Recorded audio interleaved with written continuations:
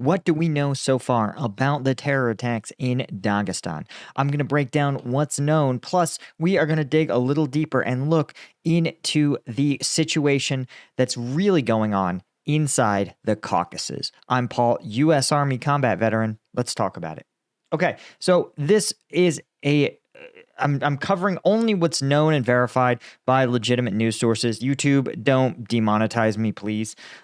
So there was yesterday a terror attack, in quotation marks here, on a synagogue, churches, and a police station in Dagestan. Now, Dagestan is a region of Russia, and what I think is interesting about Dagestan, there's a bunch of things. The Caucasus are a very interesting mountainous region, again, between the Black Sea and the Caspian Sea, that are known as being both a hotbed of Islamist militancy, but also of kind of anti-state sentiment more generally.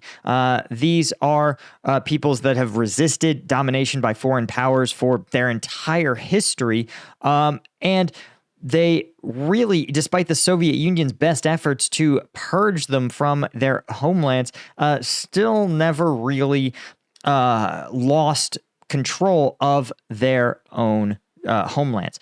And so the Dagestanis have an incredibly strong warrior culture, notably the Dagestani neighbors in Chechnya famously went toe-to-toe with the entire Soviet or post-Soviet Russian army, exposing the Russians and driving them out, actually. And this was immediately after the fall of the Soviet Union in the early 90s. So the Chechens, again, have a reputation of being fierce fighters. You may also know that there's a large number of prominent Dagestani mixed martial arts fighters, including several UFC champions, notably Khabib Nurmagomedov and Islam Makhachev. And if you want an interesting story that I'm not going to cover here, you should definitely dig into their ties to the region's governor, including Ramzan Kadyrov. But that's not what we're here for. We're here to cover the facts of this story. And the Dagestani region has seen, again, yesterday, what seems to be its largest terror attack in at least many, many years. 19 people have been killed. Actually, the death toll recently rose to 20, where armed men attacked a synagogue, churches, and a police post in Dagestan, right? But this took place around 6 p.m. on Sunday. The attackers had automatic weapons targeting a synagogue, an Orthodox church in the town of Derbent. While there is what they call an ancient Jewish community in the mainly Muslim region, the gunman also went after a traffic police post about 75 miles north of Derbent. And generally, when you see these kind of attacks taking place simultaneously, it is a part of a coordinated effort. Right? There was some shooting. Supposedly, there may have been a security guard in one of the religious sites, but it's not really clear right now. But they did say that of the 19 people killed, 15 were police officers and only 4 were civilians, which is also fairly interesting. All right, one of the civilians killed included an Orthodox priest. But there's a bunch of interesting sort of aspects or layers to this. Dagestan, for example, one, nobody's claimed responsibility for the attack. I think this is important, right? And this says links with ISIS cannot be ruled out, which is probably the most milquetoast way of speculation. But again, usually ISIS claims responsibility for its attacks. In the case of the Moscow attack, ISIS claimed responsibility in a matter of hours. The fact that they haven't says that this probably isn't them. Right. But the strangest part is the police station to me. And the part that makes that interesting, well, let's talk about Dagestan for a minute, right? And then we'll talk about why this is so fascinating. Dagestan is notable for having a huge ethnic diversity, right? There are ethnicities that are represented at the state government level in Dagestan literally number nearly a dozen: Avars, Dargins, Kumyks, Lezgins, Laks, Azerbaijanis, Tabarsarans, Russians, Chechens, Nogais, Agles, Rutus, Tarksurs, and Tats. This is a patchwork of different ethnicities that all have to collaborate and cooperate to govern the country. Or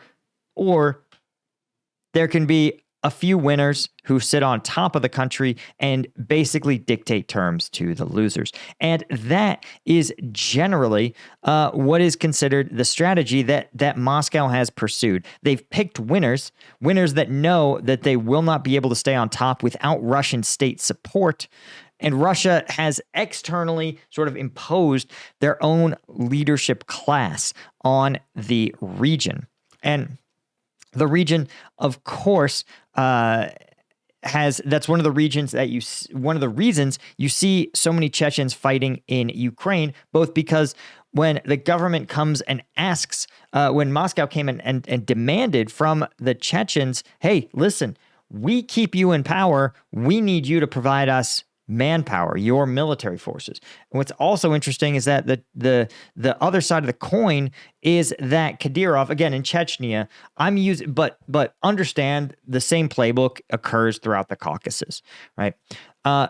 The Chechen leader said, listen, you can't take all of my people because I've spent a lot of money training, arming, equipping, and instilling loyalty in my state security apparatus, my Chechen armed forces. And he says, you can't eliminate them, liquidate them all in Ukraine, because then no one will be around to keep me and my particular ethnic group or ethnic coalition in power. So normally I would sit there and say, they targeted religious sites. It's clear that it's a Muslim inspired or an Islam inspired terror attack, right? You'd say, and you just dismiss it, right? But here's the thing. Dagestan does indeed have more terror attacks. This is an article from 2017, but I think it remains true. Dagestan has more terror attacks and criminal incidents than even Chechnya, right? Surpassing Chechnya as Russia's most violent region. And the conflicts are complex and sort of tangled up in North Caucasus ethnic conflict, right?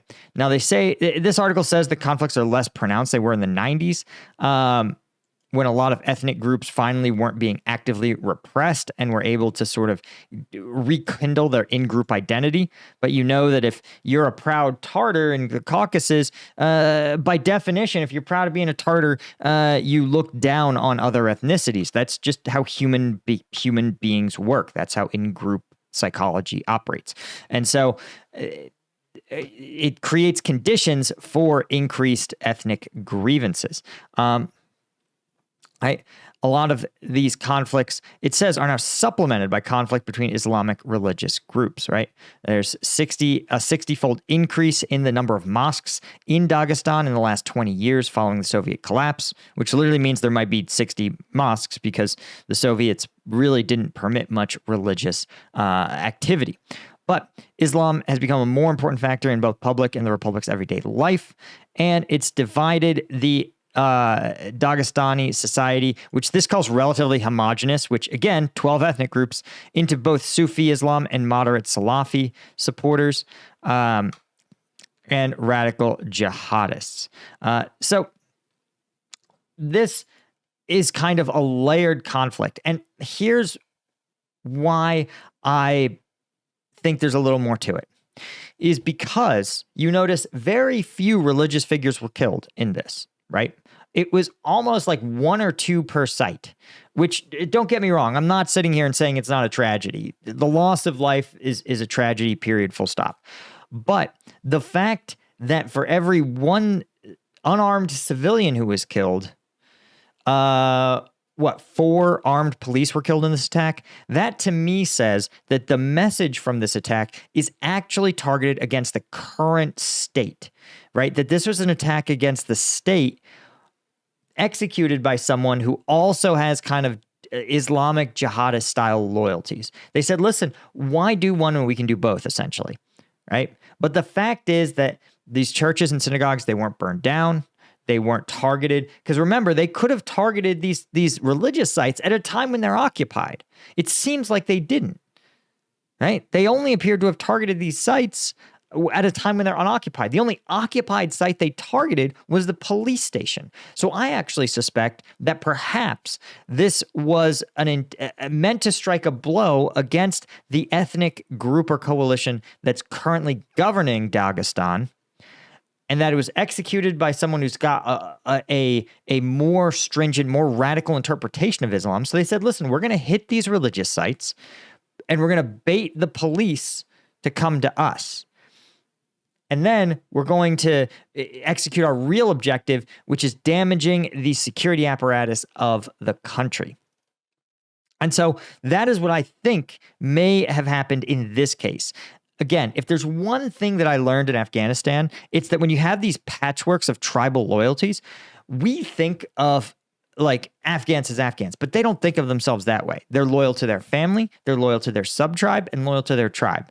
And the big flags like the Taliban or the government or the US forces, those are flags that are almost like flags of convenience, right? So if the government said, hey, in my region, right, we partnered primarily with the coalition. Again, when they showed up, they didn't know any better. They partnered with the Ali Shakal, right, the sub-tribe in Nangarhar province. So they said, listen, okay, we're working with the Ali Shakal.